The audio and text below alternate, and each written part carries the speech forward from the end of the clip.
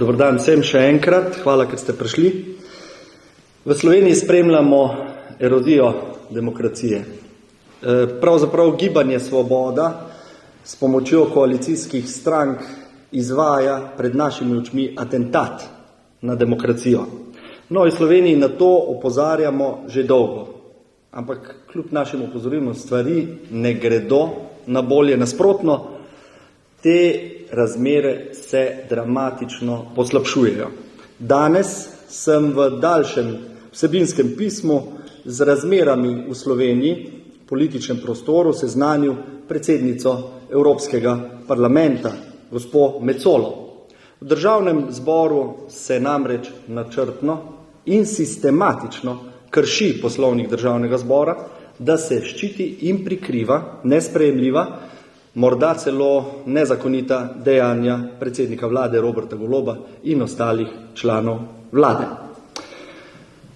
Nateptanje poslovniških določil, kršitve poslovnika, nespoštovanje procedure, nespoštovanje tudi dolga leta trajajočih ali pa veljavnih, nenapisanih parlamentarnih pravil, ves čas opozarjam na kolegijih predsednice državnega zbora. Sporna ravnanja smo s poslansko skupino Nove Slovenije naznanili tudi organom pregona. Zadnji dogodki kažejo, da se situacija ne izboljšuje, ampak celo nasprotno. Situacija se naglo poslabšuje.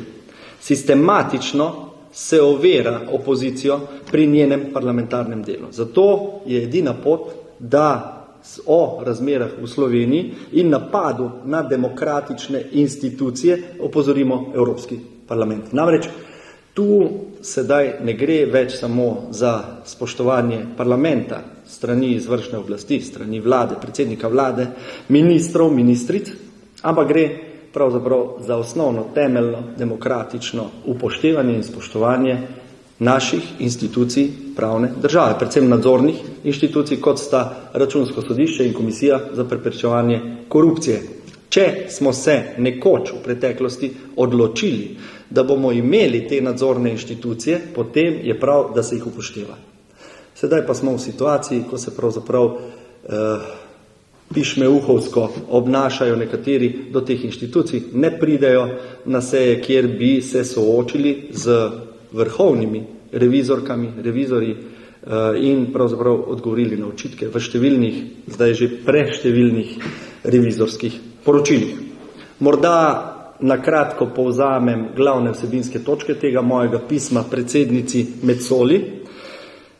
Najprej sem se osredotočil in izpostavil preiskovalno komisijo o ugotavljanju politične odgovornosti nosilcev javnih funkcij zaradi suma nedopustnega političnega vmešavanja v delo policije. 17. maja 2023 je bil predsednik vlade Robert Golob predlagan kot priča. Zahtevali smo njegovo zaslišanje. 7. februarja 2024 tudi s tretjinsko zahtevo članov komisije. Predsednik komisije, kolega Lah, iz vrst Svobode, zaslišanja predsednika vlade vse do danes ni želel izvesti. Tudi predsednica državnega zbora se izmika, češ da ona tu nima nobene pristojnosti. Predsednik vlade se torej ob sodelovanju in podpori svojih strankarskih in koalicijskih kolegov že eno leto skriva in izmika zaslišanjem v povezavi z zadevo Tatjana Bobnar. Drugi vsebinski sklop v pismu predsednici Mecoli se nanaša na kršitev poslovniško določenega roka za razpis posvetovalnega referenduma pri vprašanju Palestine strani predsednice državnega zbora Urške Klakočar Zupančič. Napovedala je, pazite, da poslovniško določenega 30-dnevnega roka v zvezi z referendumi v prihodnosti ne bo več upoštevala. Gre za povsem samovoljno odločitev, ki je v nasprotju s poslovnikom.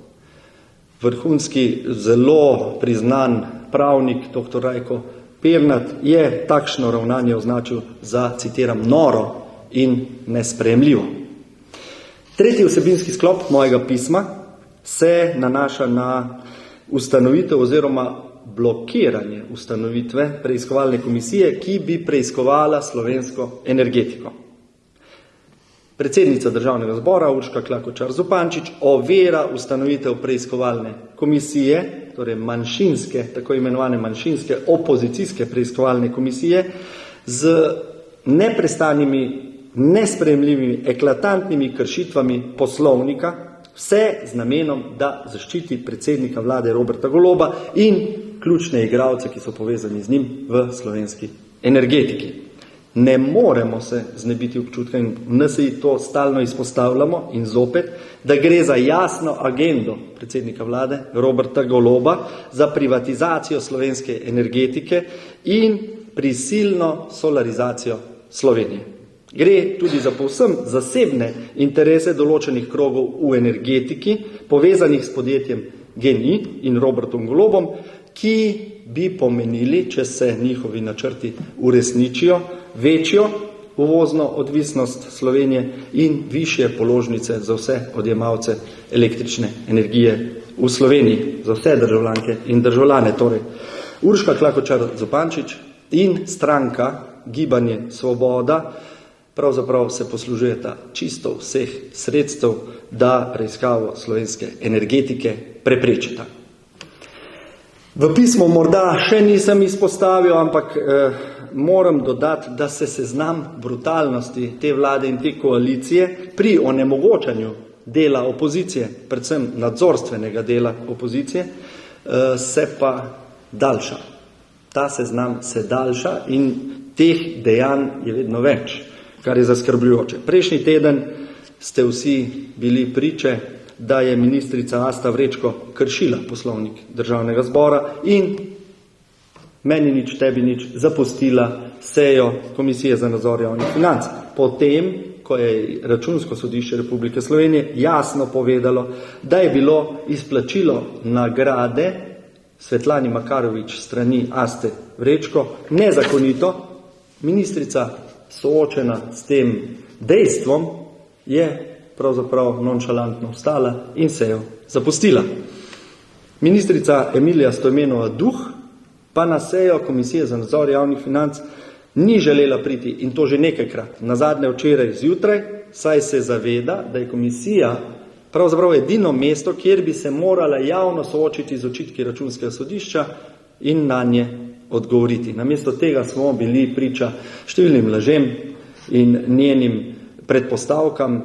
Seveda ona ni tista, ki bi pravzaprav odločala, kako poslovnik določa sklepčnost ali nesklepčnost seje. Dejstvo je, da je ona bila v predverju, da na poziv služb Državnega zbora na sejo ni želela priti, ker, to pa vemo v Novi Sloveniji, se ne upa in ne želi soočiti z očitki Računskega sodišča, torej iz oči v oči z vrhovno revizorko Računskega sodišča, ki pa je vedno na teh sejah prisotno. Še ena, lahko rečemo, zaskrbljujoča in za koalicijo oteževalna zadeva je, da mariborski kriminalisti pravzaprav vodijo predkazenski postopek nad Komisijo za nadzor varnostnih in obveščevalnih služb. To je precedens, to je nesprejemljivo, to je zastraševanje Janeza Žaklja iz vrst NSi, ki vodi to komisijo, in vseh članov te komisije, kajti očitno je, da je komisija odprla prava vprašanja in začela raziskovati, nadzorovati v pravo smer, in sedaj se želi s tem odprtim predkazenskim postopkom pravzaprav z zastraševanjem ustaviti nadzorstveno delo Komisije za nadzor varnostnih in obveščevalnih služb. Da povzamem, v Novi Sloveniji ne moremo in ne želimo mirno gledati, kako si Robert Golob s svojimi političnimi in siceršnjimi partnerji v Sloveniji uzurpira vso oblast, ignorira vse institucije te države. Mi verjamemo, da smo tudi v Sloveniji del Evropske unije, ki temelji na demokraciji in vladavini prava.